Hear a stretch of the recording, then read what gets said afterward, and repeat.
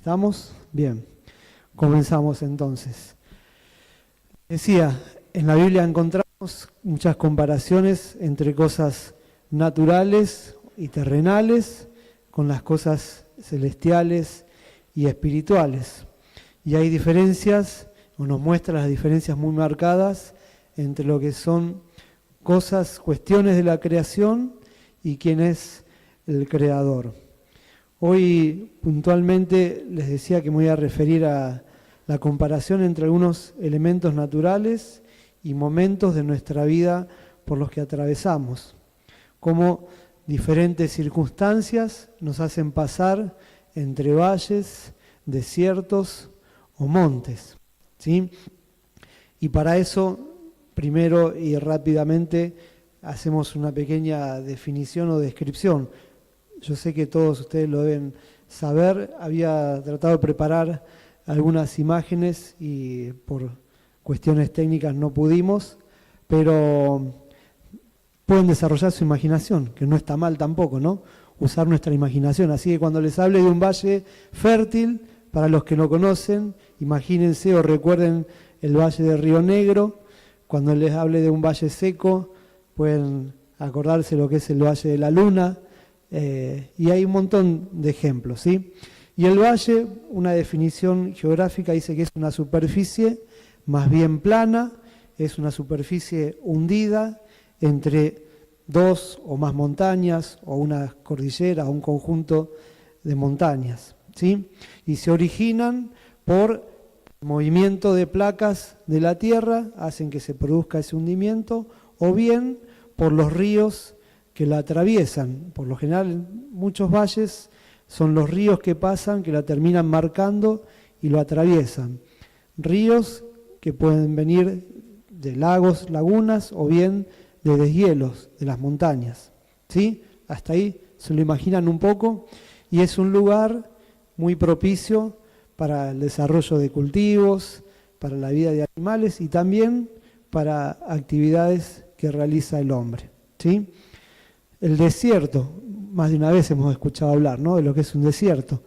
Y les iba a traer una imagen, pero yo sé que ustedes ya se están imaginando camellos, dunas, mucha arena, ¿no es cierto?, donde no hay agua. Bueno, el desierto es un lugar no muy propicio para la vida humana, no muy propicio para la vida de animales y de plantas, pero sí muchas o algunas consiguieron adaptarse y se necesita de algunas habilidades especiales para vivir ahí, ¿sí? Y el monte, bueno, el monte es todo lo contrario de los valles y los desiertos, son lugares altos, ¿sí?, difíciles de acceder muchas veces. Y si bien en la parte inferior también encontramos árboles y vida y cosas que nos pueden ser útiles, ya es más difícil poder obtenerlos. Y cuanto más arriba vamos, por supuesto, más difícil se hace. Como dije entonces, todas estas cosas están mencionadas en la Biblia y muchas veces para revelarnos, mostrarnos algún principio espiritual. Por eso se habla de valles, por eso se habla de desiertos y de montañas, donde los valles son los lugares habitados y transitados por el hombre, tiene más que ver con nuestra vida terrenal, y los montes muchas veces los asociamos más a lo divino, a la cercanía de Dios, a su presencia, ¿no es cierto?, a las alturas. Y bueno, para no ser muy extenso, como decía, voy a tratar de enfocarme en lo que son los valles y los montes. Y creo que podemos decir que la mayoría de los creyentes pasamos por esas etapas, ¿no? Por la de estar transitando por un valle, o la de estar subiendo a un monte o atravesando un desierto. Ahí, si quieren poner el texto también en la cámara, porque voy a bajar y sé que ahí no me va a tomar la cámara, no se pierde mucho, pero mientras ponemos Éxodo 3:1, y como para continuar con esto de la imaginación, les decía que como creyentes Muchas veces, ¿dónde estamos? En el valle, ¿no es cierto? En la parte baja, donde hay agua, donde hay abundancia de un montón de cosas y donde estamos relativamente bien. Pero también es ahí donde empiezan a surgir a veces los problemas. ¿Y qué tenemos que hacer? Estamos en el valle y decimos, bueno, voy a empezar a subir hacia el monte, vamos a hacer de cuenta que el monte es acá arriba. Así que o estamos en el valle o estamos subiendo al monte, o nos encontramos en el monte, ¿sí? En las alturas, en la parte alta. Pero la idea no es quedarnos acá todo el tiempo, ¿no es cierto? ¿Qué tenemos que hacer? De nuevo, descender otra vez y volver al valle, ¿sí? Que es donde tenemos nuestros trabajos, que es donde tenemos que hacer lo que necesitamos para nosotros, pero también para la obra del Señor, ¿sí? Es en el valle donde tenemos nuestro trabajo. Amén. Una pequeña o breve ilustración para tratar de mostrarles que en nuestra vida no estamos siempre en el mismo lugar, ¿no es cierto? Tenemos que ir pasando por diferentes etapas. Les decía que entonces en el valle donde pasamos la mayor parte del tiempo, donde vamos a encontrar pruebas, luchas, dificultades, todo lo que ya sabemos de que la Biblia dice, ¿no? Que tendremos aflicciones, pero sin embargo, aferrándonos al Señor, todas esas luchas, esas pruebas pueden ser superadas. Entonces, esos valles que veíamos tan lindos, florecientes, verdes, aptos para todo tipo de cultivo, de actividad, no siempre están verdes, no siempre están florecidos, sino que hay momentos de sequías, hay momentos donde esos valles se ponen un poco más inhóspitos, ¿no es cierto? Y ahí es donde más tiempo o más esfuerzo nos demanda el trabajo. Y ahí, por lógica, es donde nuestras fuerzas pueden comenzar a agotarse o a terminarse. Y entonces, ¿qué hacemos? Ahí decimos, bueno, estoy en el valle, imagínense que el valle, como les decía, está rodeado de montañas, y cuando las cosas no andan bien, empezamos a mirar para arriba. Y tenemos dos opciones. Decimos, bueno, tengo que empezar a subir al monte y ver las cosas tal vez desde otra perspectiva, de otra manera, o veo ese monte como tan grande como mi problema. A veces el monte también en la Biblia habla o hace referencia a nuestros problemas.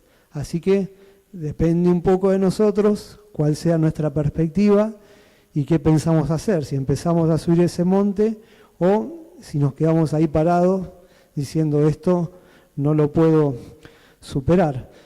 Pero en el monte sabemos que a pesar de la dificultad de subir, ahí es donde nacen los ríos, muchas veces de hielo. Es decir que eso que es natural y tan necesario, también en lo espiritual, si comenzamos a subir al monte, decimos que ahí están las fuentes de agua viva, ¿sí? Algo que también refleja la Biblia. Y podríamos subir entonces hasta la montaña y decir que ahí es cuando llegamos a la presencia de Dios, a la fuente de agua viva, y donde nuestras fuerzas son renovadas y podemos descansar en Él, y de ahí ya tenemos otra perspectiva. Amén.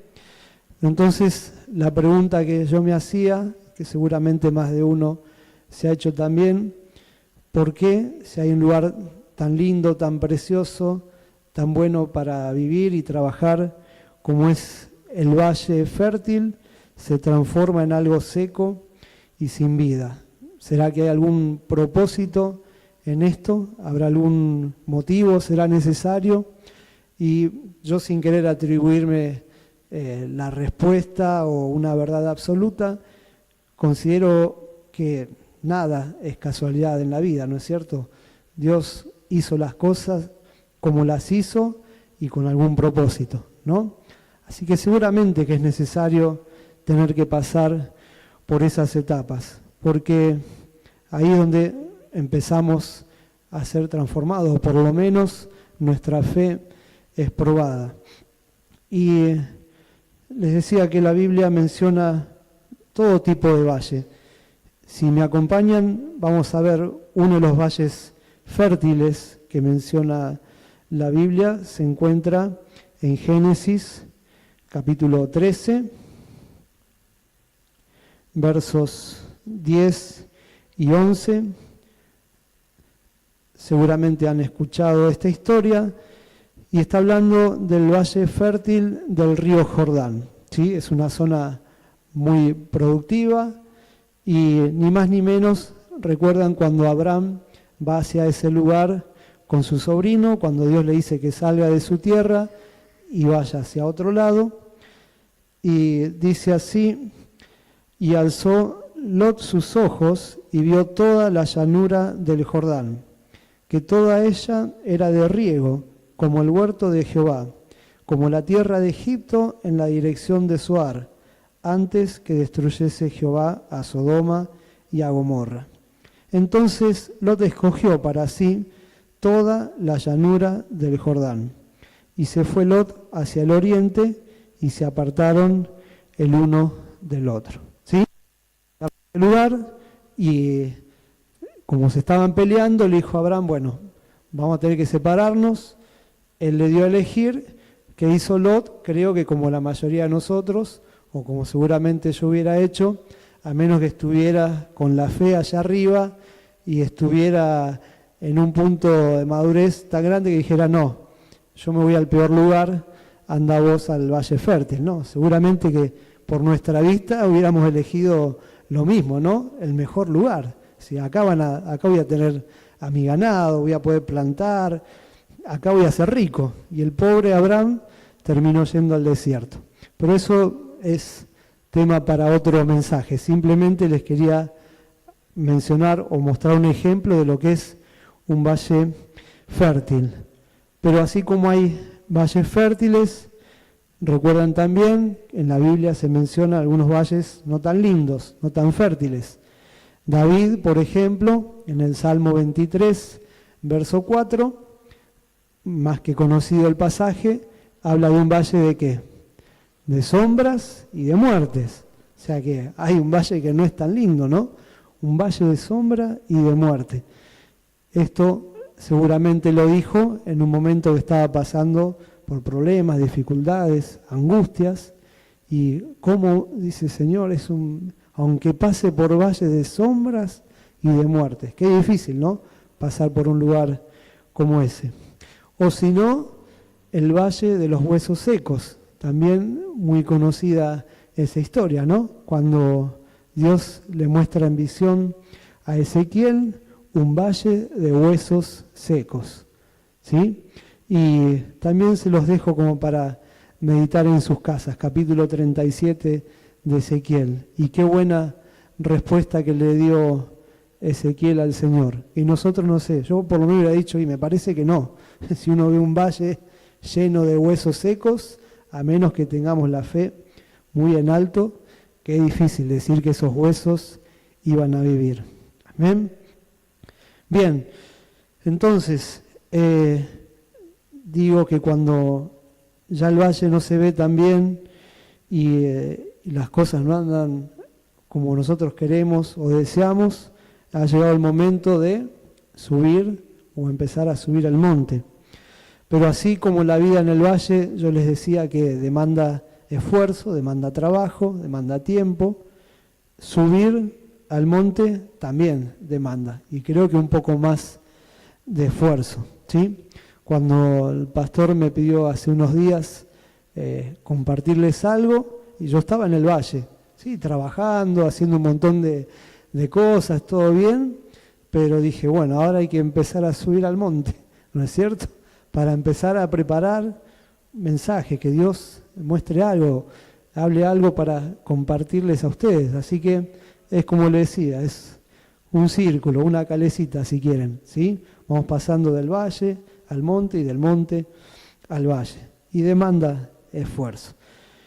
Y entonces, ante una situación difícil, ¿qué hacemos? Bueno, o nos quedamos sentados esperando que vuelva a llegar la primavera, que a lo mejor puede tardar mucho tiempo, o tomamos la decisión de comenzar a subir al monte y en lo espiritual buscar al Señor para empezar a ver las cosas de otra manera. También la Biblia menciona, ¿no?, de remontarnos o de estar en las alturas.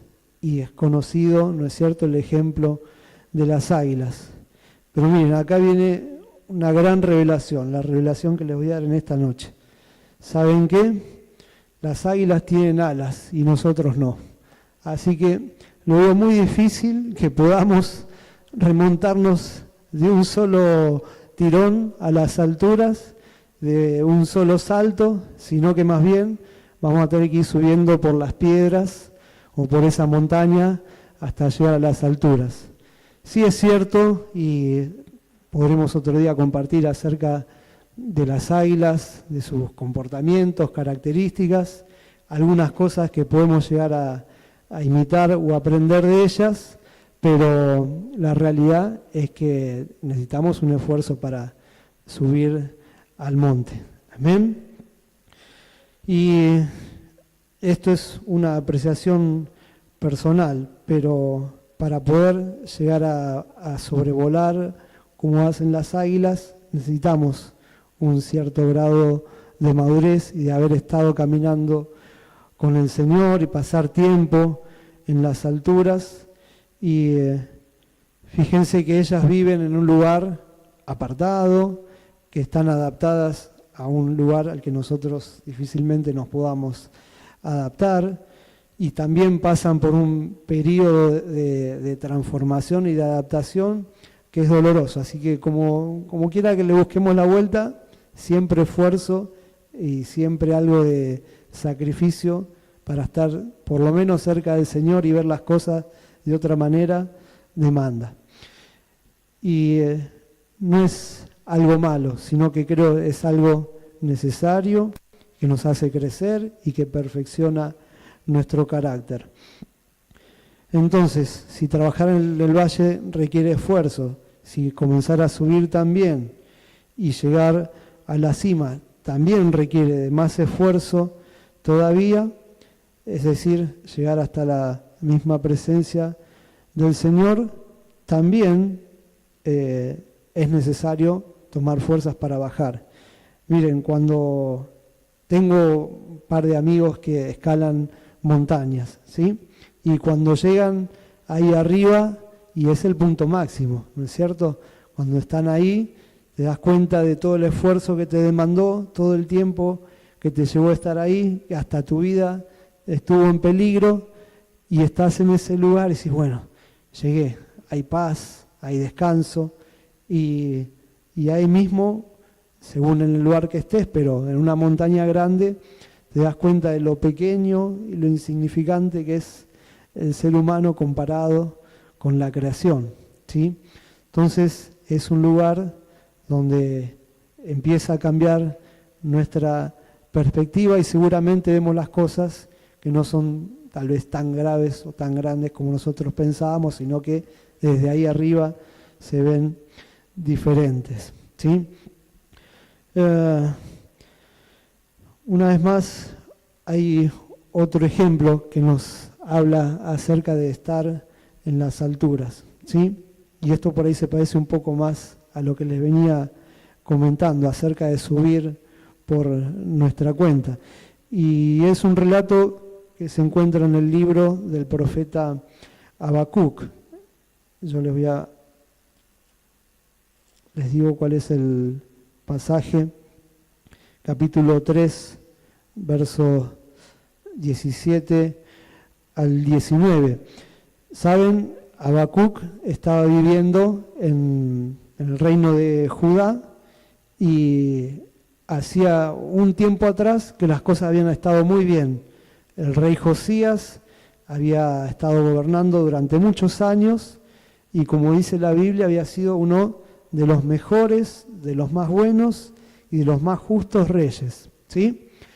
Se había encargado de restaurar la adoración a Dios, de que el pueblo se volviera a Dios, y su padre había sido muy malo, y cuando él muere, después de un tiempo, otra vez el pueblo vuelve a hacer lo malo. Se cometían muchas injusticias, muchos abusos, se oprimía a los pobres, y en el medio de ese tiempo le toca vivir a este profeta, a Habacuc. Y cuando estaba abrumado por todas esas circunstancias negativas, es en ese momento donde más se acercó a Dios y comenzó a elevarse por encima de ellas, y es ahí donde rescatamos estos dos versículos que no sé si los pueden ver ahí o los leemos de aquí de la Biblia. Capítulo 3, versos 17 al 19. A ver si hice bien. Es el famoso pasaje donde dice que Él afirmará nuestros pies como las ciervas, ¿sí? Dice, aunque la higuera no florezca, es decir, cuando el valle no esté tan fértil, ni en las vides haya frutos, aunque falte el producto del olivo, y los labrados no den mantenimiento, y las ovejas sean quitadas de la majada y no haya vacas en los corrales. Con todo, yo me alegraré en Jehová, y me gozaré en el Dios de mi salvación. Jehová, el Señor, es mi fortaleza, el cual hace mis pies como de ciervas, y en mis alturas me hace andar. Amén.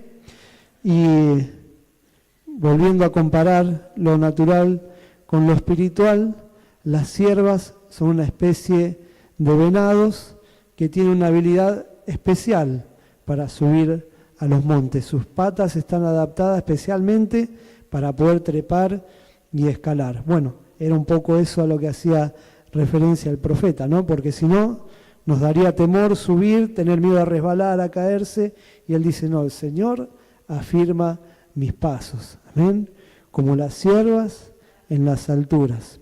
Así que fíjense qué lindo ejemplo que nos muestra también acá el Señor a través de este profeta. Y como les dije hace un ratito, entonces las alturas, si bien no son nuestro lugar de hábitat natural, ninguno de nosotros, salvo algunas excepciones, creo que viviría a 2.000, 3.000 metros de altura, ¿no es cierto? Sino que somos más de estar sobre la tierra, pero el Señor nos llama a subir al monte cuando las cosas no están tan bien en el valle. Y Él nos ayuda, nos fortalece y a su vez nos da las fuerzas para volver y poner las manos en el arado en el valle. Amén.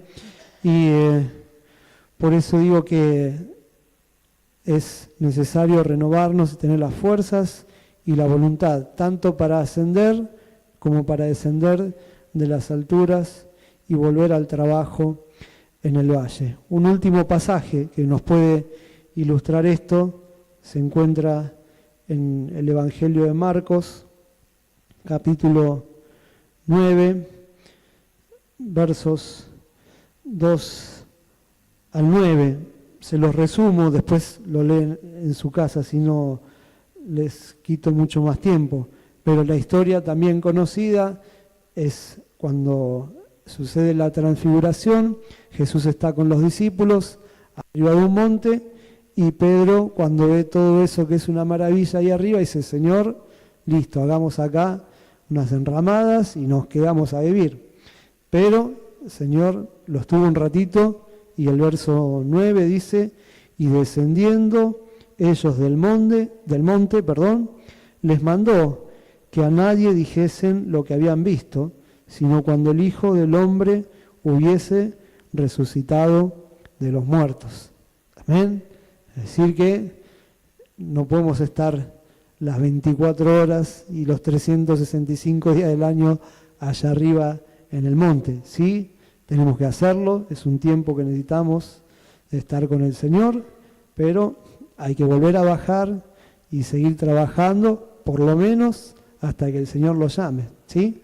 Ahí sí, ese es un privilegio que tendremos algún día, como mencionaba el pastor, con nuestra hermana Rosario y tantos otros que han partido a la presencia del Señor. Ahí sí, estaremos en las alturas por siempre.